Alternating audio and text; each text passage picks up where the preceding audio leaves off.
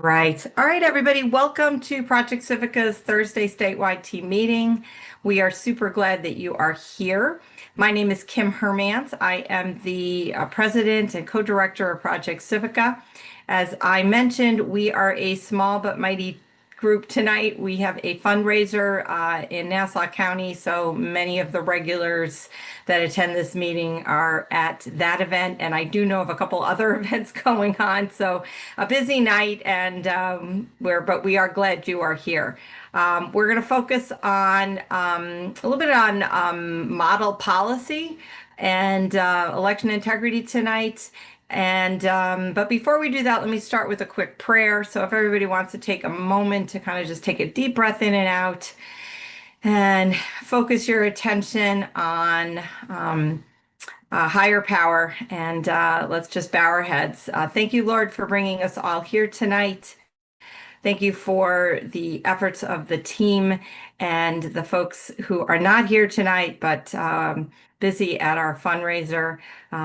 We hope that you will make their efforts fruitful, and we appreciate all that you give us throughout our lives, whether it be through Project Civica, but also just even personally in our lives, all the gifts that we get from you. Thank you for this beautiful summer day that we have, and thank you for the season that we're in. We know that all seasons have their place, and we we appreciate them and we admire the beauty of them.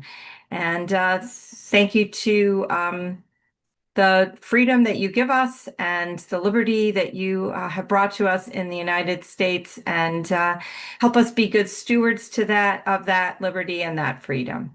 In God's name, amen. All right. So just a couple of things. We are in the midst or about to be in the midst of primary season. So early voting starts this Saturday. And if you are a member of a political party, probably Republican or Democrat, if you're a Democrat, there is a statewide primary for all Democrats. It's a three-way race between three different comptrollers. So if you're a Democrat, please vote in the primary for your favorite candidate, whoever that may be. There are hit and miss candidates for Republicans.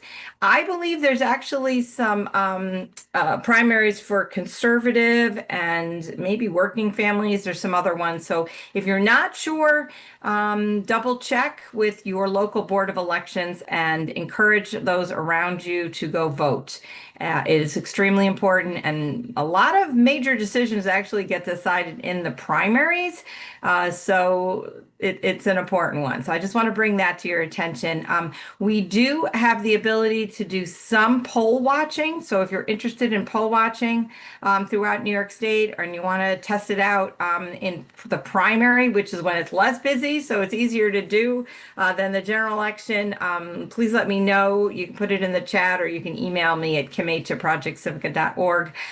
We do a lot of work on poll watching with Smart Elections, with Lulu Freistad of Smart Elections. We partner with them quite a bit in New York State, and she is running a training tomorrow night at 7.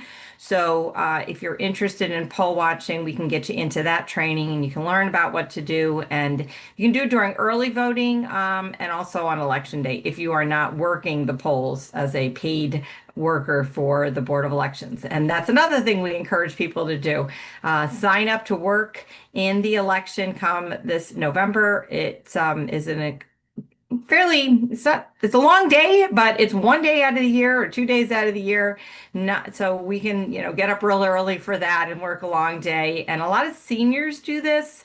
And so, I don't know the age of everybody on this call, but if you're, have the energy, it would be great for you to jump in there too as well. All right. I think that's about it. What I wanted to go through tonight is Project Civica is the local coalition or the state coalition partner with a group called Election Integrity Network. And some of you guys may recognize that name. If you don't, it was started by Cleta Mitchell. She has a little bit of fame because she was on that infamous Georgia phone call that Trump got impeached over. She was one of his, she's an attorney out of Georgia at that time. She also is often on Bannon and some other shows, so you may have seen her on War Room a few times. But she started an election integrity group, a network. They have teams. I don't know how many states they're in right now, but they're working on getting a team in every state. And they have worked very hard at helping us local states with support. But one of the things we all participated in across the United States is model policy. And so that's legislation, model legislation, going through what we all would like to see if in a perfect world, right? If it was a perfect world and we could have any legislation we wanted, what would that legislation look like? And you need to know that so that when you are going to legislators or you're trying to advocate for like non-citizen, only citizens vote or hand-marked paper ballots or trying to think of some other things. But you get the idea. You want to have legislation that you can go to and present. Now, it may get adapted slightly for your state. Legislators have a habit of changing the bar, but they, along with the help of all the grassroots partners across the United States, came up with model legislation. And there is a video that we can watch that I'm going to share with you by their policy director. She runs an election integrity group in Tennessee, but she also is employed by the Election Integrity Network and helped coordinate all of this. So that's what I wanted to show you tonight. I wanted to show you what that model policy is and explain it. And when the video is done, I think it's about 20 minutes long. It's not hard listening. We can have a little discussion on what you thought about it. So let me share my screen here. I've got to get to the handbook. Oh, let me stop. Hold on.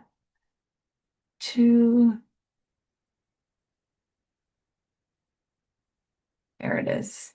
Application windows. Oh, I have to stop sharing. I forgot to click the, you got to click something so you guys can hear the sounds, and I forgot to do it. Sorry about that. We want to hear it too. Okay, now let's try again. All right, I'm going to get it going and then I'll make it bigger. But first, let's make sure y'all can hear. Hi, everyone. Kathy Harms here from the Policy Authentication Groups. As you all know, we've all been working diligently. Oh, so tell me if you guys are able to hear that. Everybody was able to hear? Okay. All right, I'll get it going again, and then I'll make it full screen. For the last several years on a number of different projects, and we are very excited now to be able to launch the Election Model Laws Handbook. This is an incredible piece of comprehensive material that was put together with the help of everyone in the grassroots, hundreds if not thousands of you all that put this together, and we are launching it. It has already been put out, and many of our legislators and even some secretaries of states have given it a huge thumbs up. But what we want to do today is run through what is that handbook all about, and in addition to that, what does that mean going forward? What are we going to be working on? How are we going to know how to make this happen? Answer some of those questions for you so that we can all move forward in a positive direction to take all of this hard work and make it a reality in your state. So with that, I'm going to share my screen and we are going to get started. This is all about our Election Integrity Network Model Election Laws Handbook. What is that? It's a building elections that are honest, transparent, and accurate. So important. All three of those are the ingredients that you cannot skip one of them in order to have elections that we can all trust. Now, how did that all happen? Well, this became a comprehensive blueprint, and it became that way with the input of citizens. It started with the Citizens Guide to Building a Permanent Election Integrity Infrastructure for the states. That was way back, it seems like a long time ago in 2021, when the states started getting together under Cleta Mitchell's guidance and saying, how do we do this in our state? So we put together a book, and it's called that Citizens Guide to Building a Permanent Election Infrastructure. So what can you do? You can start looking at that, and we're going to talk about that. The second major piece that came out of that then a few years later, after everybody learning, getting their feet wet, figuring out how do elections work, we came up with the U.S. Citizens Election Bill of Rights, based on input Cleta once again asked from the states to say, tell me what are your top issues. And then from that, she distilled that down to 10 important principles that became the U.S. Citizens Election Bill of Rights. We often call it CBOR for short. Then the third piece is the one we're talking about today. And that was after we had the Bill of Rights and we had these 10 principles, we said, how do we take these 10 principles and turn them into action items in our state? And from that, you guys have been working diligently for at least 18 months in different working groups, many different working groups that came together that brought these ideas forward, and that became the Model Election Laws Handbook, which has just been released. So that's incredibly important to understand the history of how we got to where we are, but most importantly, to understand that this is a bottoms-up approach in everything that we do. It is from the states up, not a top-down. So building our election integrity has to happen through these state coalitions and other partners in our states and our legislators, those that come alongside of us, because that citizen input came from 4 years of study, engagement, experience, and expertise. Many of you probably never thought you'd ever want to know much about elections and probably knew very little in 2020. But since 2020, you've all become incredibly engaged and become experts yourself. You've also surrounded yourself with other experts from other organizations that have helped come along too. And for that, we're very grateful. And out of that, again, came those 10 principles that are in the Citizens Election Bill of Rights to ensure that what we talked about at the beginning, honesty, transparency, and accuracy. Elections isn't all about the result. It's about those three ingredients that get us to the right results. So the Model Election Laws Handbook, now we're at the point of launching this and implementing it in your state and in my state and across the country. Again, based on that U.S. Citizens Election Bill of Rights, what is in that? Why is that still so important? Because those principles are outlined in this book as a checklist to check your state to see where do you match up based on those 10 principles. And there's a checklist under every principle that was designed and developed by those working on these in these different working groups across the country, getting those put together. So as you read the book, you'll see the checklist for every principle. It's an easy comparison then, because it's all spelled out for you, to check it against your existing laws in your state. Every state is very different. Every state has different laws. Some of these things you'll say, I do better at this and not quite as good at that. But the point is that you have this opportunity. You have a tool in your toolbox to make that comparison. And then at the end of each principle is model legislation. That model legislation takes what was in the principle, what was in that checklist, and says things like how to get back to precinct voting, or how to ensure that we're protecting our residences that are homeless, or people that are in nursing homes. Different kinds of model laws that are almost ready to go as a plug and play that gives you legislative language to take as you're working with legislators, thinking of as you are a helper to them when you bring that, because they will always ask you, what do you want me to do with this? How can I translate what that principle says into a law that we need in our state? Those model laws are there. these are in addition to other resources that are here. We added an appendix for every single principle at the end of them. And then we put the full appendix at the end that tells everybody, when I want to run this piece of legislation, what were the court decisions that have been rendered on this issue? What are some of the other state laws that could support our position? What are some white papers or research analyses that have been done on this particular subject? Well, there is an appendix that has that right there for you in this book. And finally, as a resource, at the very end, in the first appendix, is a quick start, how to use the book. So the book comes with instructions, and it comes with appendices for resources, model legislation, but most importantly, the starting point are those principles where you're going to begin to make that checklist. From this, where do we go as EIN? Now that you have this in your hands, what does that mean to what Election Integrity Network is doing? Well, we've revamped our working groups from a myriad of 7, I believe, down to, we've distilled it to 4. And there's a reason for that. We've grouped our model laws and our principles into 4 categories.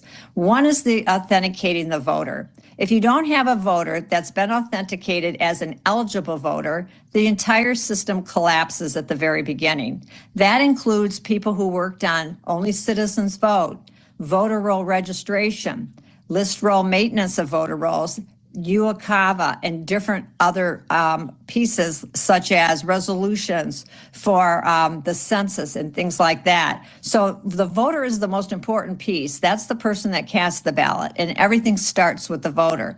The next bucket or place that we went was authenticating the ballot. Well, what does that mean?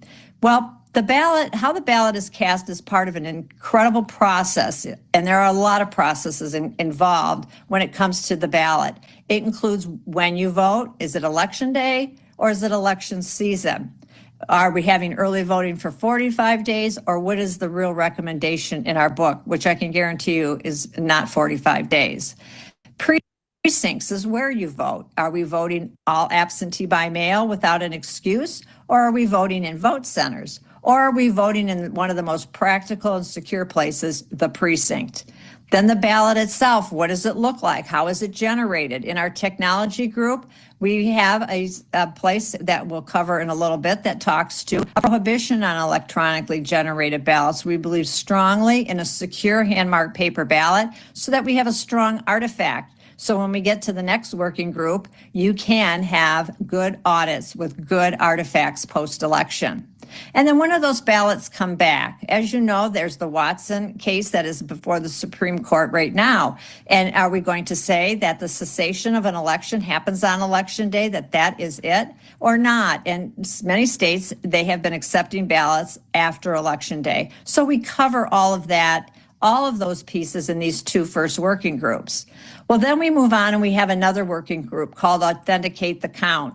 What's that all about? That's everything that happens. Part of it happens during an election on observers like poll watchers and poll workers. Very critical, very key to the process of elections. But there's more to it than that. That's making sure that we have accuracy and transparency in the entire process from the beginning until the end. That includes how to get a public record. Can you make a public record? Are they going to be too costly, prohibitively, so that you cannot actually get the information that you need in order to have confidence in your elections?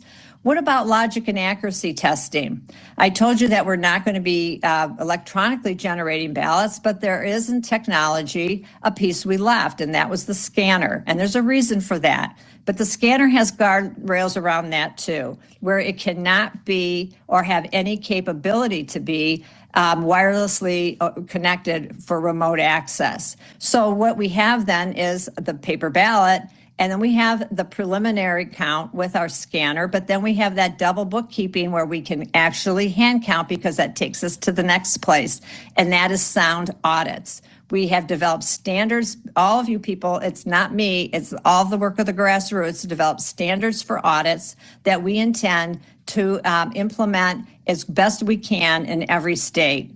And then again, those tech standards. One of the other tech standards I didn't mention goes all the way back to that first working group of the voter. We need to make sure that we have voter registration database systems that are secure, that maintain records that you can actually walk through from everything that happens in one voter's interaction with the state, so that you have accurate information on voter roll list maintenance and for accuracy. Well, that is those three major, but then there's a fourth one, and it's not a stepchild. It's very important. It's called authenticate the message. And that's where we're all going to need to hone in our skills and learn better ways of messaging by including the public. We're talking policy briefs, primers, op-eds, one-pagers. How do we interact with the media, and how do we act with our legislators and other stakeholders? All of this you can see circles around that word in red called CBOR, which is, again, the Citizens Election Bill of Rights. That's the glue that's holding all of this together. That was what everything was modeled on. And so as we move forward, we always keep that in mind. So as you look at the model election laws and how things are authenticated, again, you have that eligible voter. You have the ballot process and secure ballots and everything that we talked about that comes under there. Then the accuracy, transparency, and accountability and security, because we want that extra step there where we want to make sure that we have citizens that have standing, that we have recourse when something is awry, that we can do this in a timely manner in order to ensure that the right person or the right issue counts at the end of the day. So again, authenticating the message. I want to spend a few extra minutes here because I think it's incredibly important. So where are you all going to be going with this handbook? And I think part of it is back to what we talked about is step number one, educate yourself. Understand basic understandings of how your elections in your state work. What are the laws that impact your state's elections? How to reduce misinformation about complex election topics. There are ways to do that the more educated you get. So that is one of the reasons it's so important to stay connected to these working groups, because then that takes you to the step number two in your state. Media, shaping public opinion, engaging other groups like, let's say, Moms for Liberty. Every issue, starts at the ballot box. And if the right person and the right issue isn't authenticated and happens where we can trust it, the issue doesn't come forward the way the people intended. So we want to foster engagement even across lines from people maybe not as engaged in elections as maybe they should be. And then we want to create a favorable environment. We're not all so serious that we can't have fun with this too, where we can make it easy and be polite, and be right at the same time. And then the last step is one of the most critical, actually getting things to change. How does that happen? In almost every state, it happens through the legislature. And when that happens, we have to be able to come to the legislature with good information, being able to improve that bill design, which the model laws do, and then strengthen our legislative testimony and the legislator's testimony. Not every legislator that carries your bill will be maybe an election expert, but the information that you give them allows them the opportunity to be a good legislative advocate for you in their testimony. And it also gives you the opportunity to speak and help him get that over the finish line in a committee hearing. And then that will all increase, all of this put together increases the chance of a successful implementation. We all want to see success in all of this, and the way to do that is to put the pieces together. We need every piece to work. Not one piece can be missed, because if the voter isn't correct, I told you everything is downhill. If the process is polluted, we've got a problem. And if it's not transparent, we just don't have the confidence. So election integrity, though, it will require a constant review and vigilant support in your state. This is not a one and done. Even if everything on our wish list was passed tomorrow, we know that there would be something that would crop up to try once again to undermine our confidence. So we need to remain informed. That means at your state level to attend the Election Integrity Network meetings, those policy authentication groups. I'm sure you can glean quite a bit from all of the people that are on that call, because there are so many different states that bring such a great mosaic into the discussion that gives you ideas you may not have thought of. Develop your resources. Take a look what you have in your state. Maybe you guys can start writing op-eds or draft a white paper.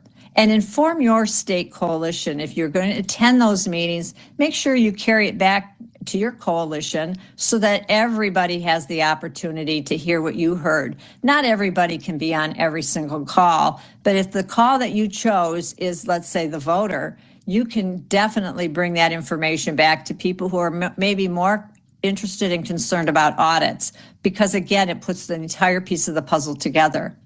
Then build your team. Your team is consisting of maybe like-minded people, but there's, as I said before, so many people in other kinds of coalitions, whether it's the Second Amendment, Moms for Liberty, the life issue, whatever the issue is in your state, you can grow participation and help onboard them as stakeholders, at least supportive of the work that you're doing. You can do the heavy lifting, but when you have other support, it goes a long way to making it over the finish line. And be a resource yourself. Meet with your legislators. Meet with those other grassroots. You know more than they know. I can tell you that is a story Cleta tells all the time. Always remember, you've been doing this, and as you do it even longer, you will know more than those people that you're talking to. So be confident in what you learned and be a part of this. Everything, as I said, begins at the ballot box, every single issue. And it's one of our most sacred rights that we have to govern, requires the consent of the governed. And that's what we're here to protect. So use this handbook. You can get it at modelelectionlaws.com. Know the rules, change the laws, and protect your vote. So you can get it, there's a QR code here, you can get it online. If you look on the right, that's a downloadable version that you can actually print. And soon we will have it printable in black and white. Right now it's in color, which is a little costly, but it is worth it for at least one copy to go to the key people in your state. And then stay in touch with us. We would love to hear more ideas. All of this came from all of you. So we constantly are looking for your input. We're constantly looking to glean more, because this is, as I said, not a one and done. This handbook will be updated quarterly because election laws will change. We want to be able to put those in, what states changed what. Just for instance, I believe that Wyoming just got over the finish line some incredibly great election integrity bills just this last week. So we'll want to add those. There will be court decisions. We know the Watson case will be coming up. We'll want to include that, and any other white papers or papers, op-eds, and things that you yourself have produced. So every quarter, this will be updated at the very end of the book. There is a place to submit a suggestion, not a, can you change this word or that word, because you can adapt this book to fit your own state's needs. What we're looking at is updating more current, up-to-date information in order to keep it relevant for you in the states. And with that, it allows us then to say, we will archive the old, but always have the newest version up for you guys to look at. And we're so grateful for that. And then be sure to get on one of the working groups. You're going to learn a lot about what's in the handbook, how to implement the handbook. The model laws, even the model laws may be increased as time goes on as we're looking at this. This is something new for all of us. We're very excited about it. Again, our hat tip to the grassroots, and we thank you so much for taking the time to listen and to be a part of this important new phase with Election Integrity Network and with your state coalition. Again, thank you all so much for your time. I can't thank you enough for taking the time to be a part of election integrity. You are not just securing elections for yourself. We are celebrating the 250th anniversary of our country, and we're so proud of that. But coming forward, we want to make sure and secure our republic for the next 250 years, and everything you do goes a long way to doing that. So God bless you all, and thank you for your time.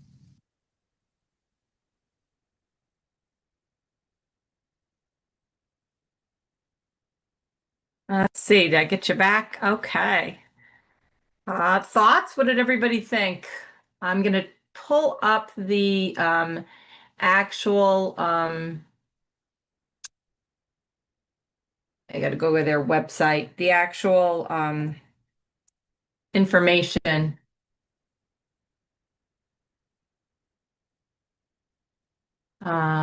I think I'll pull up the Citizens Bill of Rights. That might be a better place to start, but I have to spell the name right.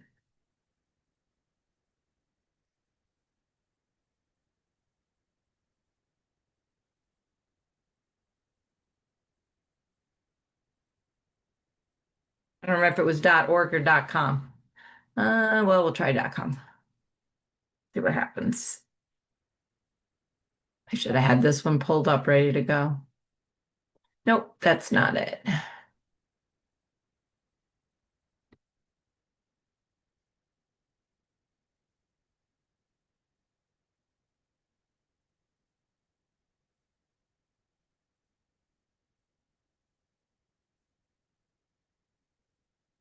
There we go. Let me grab it. Election Bill of Rights. All right, let me share screen again.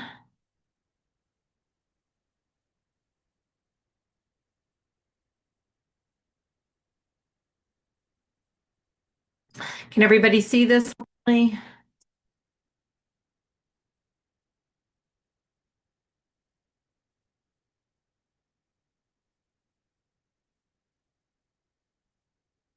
Saw somebody put something in the chat. Okay, so this is what they call a CBOR election, CEBOR election, it's U.S. Citizens Election Bill of Rights. And basically, that was what we helped work on. I guess 2 years ago, a year ago, seems like just yesterday, but we were involved in that. Project Civica was. So basically, it reads, "We, the citizen voters of the United States, do hereby proclaim this election Bill of Rights to secure the integrity of America's elections, which are the bedrock of America's constitutional republic, so that our elections are protected from fraud, manipulation and error, free from foreign interference and influence, enabling the citizens of the United States of America to faithfully give to or withdraw our consent from those who seek to govern our nation, our states, and our local communities, enshrining in the laws of our nation the following principles. Only U.S. citizens participate in U.S. elections in any manner. And that means documentary proof of citizenship. When you register to vote, states adopt only citizens vote constitutional amendments. States confirm citizenship status on current registered voters, compare voter rolls to state DMV and other data. The information on citizenship should come from the Social Security Administration per the Help America Vote Act verification system. That's what HOV is. Also from Department of Homeland Security. And then also included in this is an ID for voting that clearly states you're a citizen. Eliminate registration at any agency other than the election offices and DMV, which is what's required in NIVRA. No registrations added to the voter rolls unless there's confirmation of identity, residency, and U.S. citizenship. You get the idea. Federal census to confirm citizen population, apportionment, representation among states, and all those representative districts are based on the census, an accurate census.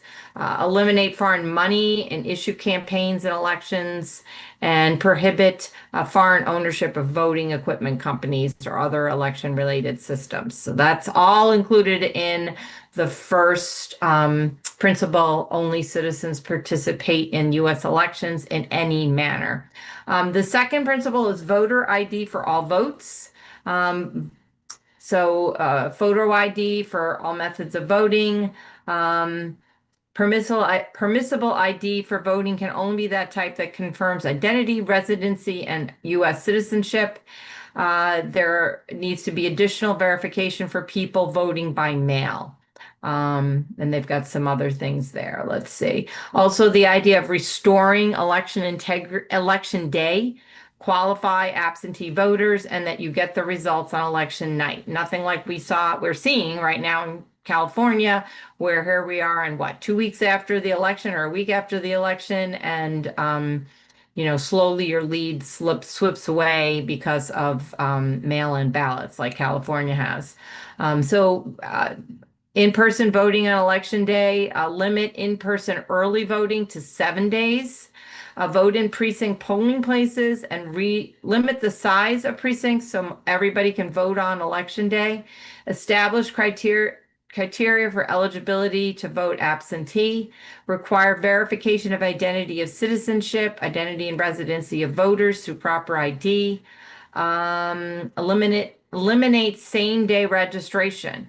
Processing and tabulation of absentee ballots must be conducted in public.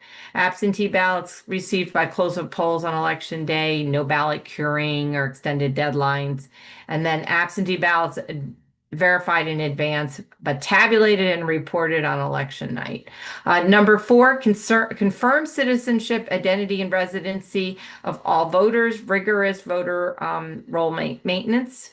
So compare registration lists against citizenship data, confirm identity and residency of all current registrants, require regular ongoing list maintenance by all jurisdictions, repeal blackout periods for list maintenance under federal and state law. Currently, right now, we have a 90-day blackout period before a federal election. So no maintenance programs can happen during that 90-day period. So for example, before a November election, generally the 90 days is the very beginning of August. So they can't do any major maintenance during that period of time. If somebody dies, they can remove them. If somebody gets convicted of a felony in New York State, they can be purged. A voter can request to be purged, but no regular maintenance programs from on the part of the Board of Elections. What else? Publish a qualified voter list before election day, a list of who voted within 3 days of the election. Election offices accept documentation of bad registrations from citizens, and then they act on citizen challenges.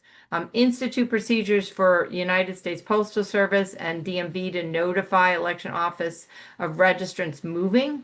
Penalties for election officials' failure to clean the rolls, retain the right of a private right of action to enforce. So that gives citizens the right to, basically, if your Board of Elections is consistently not doing what they should be doing, to at least have penalties. List maintenance records are public records, even if outsourced to a vendor, and prohibit sharing of DMV data with any third party or non-governmental entity.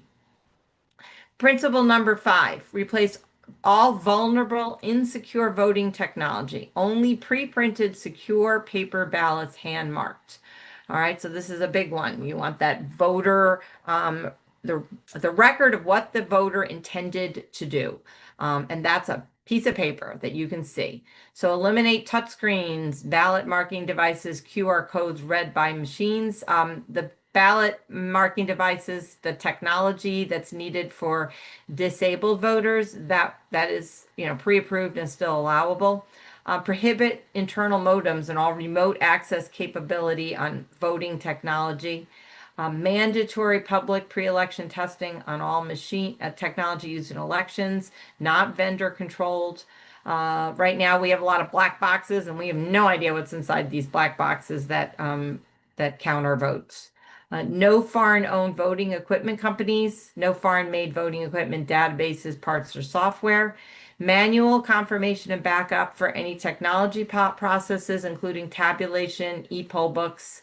Publish results at each voting location prior to delivery to county, then to state, to allow comparison of results and data by the public.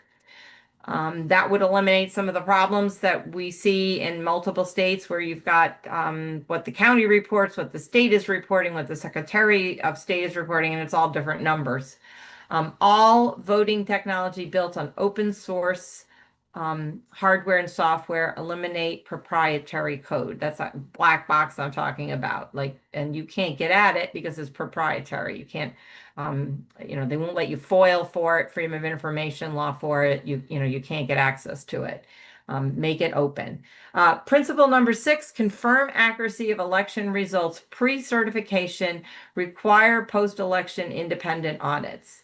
So a lot of places have audits, but they're 3% audits, which means basically if in your county, they'll pull 3% of the machines. So, I mean, if you have 100 machines, that's what, 3 machines? It's, not a lot. And then that's what they look at. So we would like some robust audits. So you're requiring precinct, county, city, and state reconciliation of the number of voters equal to the number of ballots equal to the number of votes. And that's even down to the precinct level. If you've done any kind of poll watching or maybe intended training, that's one of the things we train people on, is to find out the number of people who checked in, and that number needs to be equal to the number of ballots that were put through. You don't want more ballots scanned than there were people checked in, because that tells you there's a problem at that precinct. Somebody might have slipped some votes in there, or the machine's going, wonky. But it's that reconciliation of numbers that's so important. And what else? Confirmed by statute, certification is discretionary, not ministerial, to ensure accuracy of results. So that gives somebody the opportunity to say, no, I won't certify this. Something funny happened in this election. Right now, it's just ministerial. They do it no matter what. Require independent post-election audits of election procedures and results by state auditors and a third party, not the election offices auditing themselves. And that's what happens. The Board of Elections at the state level is auditing the counties. It's the fox, in the hen house deciding. So, and eliminate risk limiting and other pretend audits. They don't really tell you if the election was accurate when they're only looking at a teeny tiny percentage of all the ballots cast or all the machines. Principle number 7, ensure transparency of elections and election records. Ensure all processing, voting, tabulation procedures are open to meaningful public observer and media access. All election records, including electronic, are by law public records that must be retained for at least 24 months. Publish and make available at no cost election records, all election records, redacted of any personal information, including all chain of custody documents, cast vote records, ballot images, electronic, and all other records related to the election. Right now, for example, in New York State, you cannot get ballot images, you cannot get cast vote records. So that's the picture the machine takes when you put your ballot in the machine. You can't get any of those ballot images, and you can't get the reports based off of that. That's the cast vote records. Citizens standing to sue if the records are withheld or destroyed. So if you can't get the records, they can't. In New York State, the things that are available to us, we do have standing to sue. We can do an Article 78, but this gives us standing in terms of the transparency of elections and election records. Some stuff you can only get if you're a candidate, so this would give us some standing to get all these records. Provide civil and criminal penalties for withholding or destroying election records. Principle number 8, protect deployed military voters and do it separately from overseas civilians. So there's something called UACAVA, which is an act that codified procedures for the military to vote, and also overseas civilians. And as we saw in recent elections, there are a lot of citizens that are living overseas who literally have never lived in the United States, or have not lived in the United States for many years. And so the procedures for a military person, who's deployed overseas should be very different than civilians who, have chosen to live outside for whatever reason. Somebody on our team who lives some of the time in South America has reported that they were advertising on TV in these other countries, the United States was, for anybody who is a citizen of the United States to register. We need to have some real controls over who's registering from overseas, and from another country, to make sure they really are citizens and that they meet residency requirements. So for military, you've got, I already talked about the fact that we want separate procedures, but for military, it should apply for all active duty deployments, not just overseas. Allow registration and voting if a prior resident is registered in that state. Allow for email, fax, FPCA voting. Require a copy of military ID or valid U.S. passport. So just to explain, when somebody is overseas and they vote over, like the military, they get their ballot by email. It's not mailed to them like a paper ballot is mailed to them. They get an email copy of the ballot and they print that out. So the Board of Elections can get that ballot back on, I guess a 3x5 card, if that's all the person had to print it on. And then what happens is the Board of Elections transfers that material, transfers those votes to an actual legitimate ballot, and then runs those ballots through machines. So, what could possibly go wrong there, right? So if you allow people to fax fax it in and stuff like that, there would definitely be more chain of custody. What else? For civilians who would require a copy of a valid U.S. passport to register vote from overseas. So that's that voter ID component. Require prior residency registration in the state to register or vote from that state. Some states you don't even have to have been a resident in their state at one point in time. Literally, you could pick and choose which state, if you're overseas, you want to vote from. What else? Require proof of overseas residence, and no prior residency or voter registration in a state, that you're limited only to the presidential election. So in other words, you still would be able to vote for president if you're overseas, but you shouldn't be able to vote for the congressman in your town if you haven't lived there in many, many years, or ever. In some cases, these are kids of people who were born overseas. Principle number 9, stop billionaire concocted election schemes. So it prohibits ranked choice voting. It prohibits ranked choice voting and national popular vote. As many people may be aware, that's been a big trend. They want to replace the Electoral College. And so it basically prohibits that idea. Ranked choice voting is when you rank who you want to vote for in order. So like, for example, say there's 3 different candidates as there is for controller in New York State, you would say, for this primary anyways, you would say, okay, I like candidate A the most, I like candidate C second, I like candidate B third, and then they go through rounds and throw out votes and things like that. It's very complicated. It takes an algorithm. It's basically not very transparent. I personally believe it gives other people's more of a say in the election, because if, for example, you only pick one because you don't want the other 2, then you don't have any options with other rounds. What else? And then number 9, stop billionaire concocted election schemes. We already said that. So protect one person, one vote, and America's constitutional framework in voting in elections. Also here, I would think, is money, billionaire money into elections, like we saw in the 2020 election. And then finally, the last principle is citizens standing to enforce election laws. Many of us know there were numerous lawsuits in 2020 from citizens who had found things or were involved in it and felt it was unfair, and everybody was told you have no standing. And so this actually gives standing legally in court, and that's what this principle is. Protect laws from left-wing legal apparatus, accountability, penalties for violations. So citizens have statutory standing to enforce election law, such as an appeal of HAVA decisions, and to enforce election statutes against officials ignoring or breaking election laws. Election law challenges require facts establishing particularized injury to individuals impacted or to be impacted, not speculative assertions by groups. And election laws should be self-executing with severe penalties for violations. So that's the 10 principles.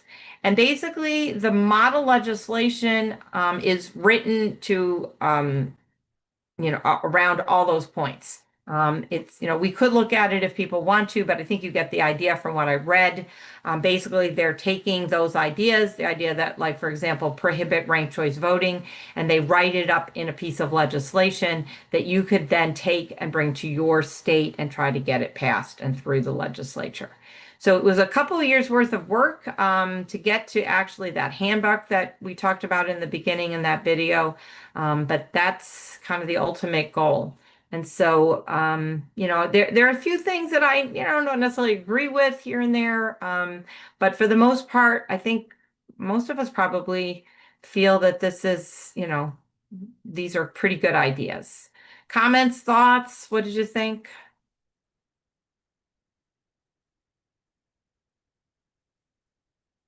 Anything you would change? How likely do you think it is to get any of this through in New York?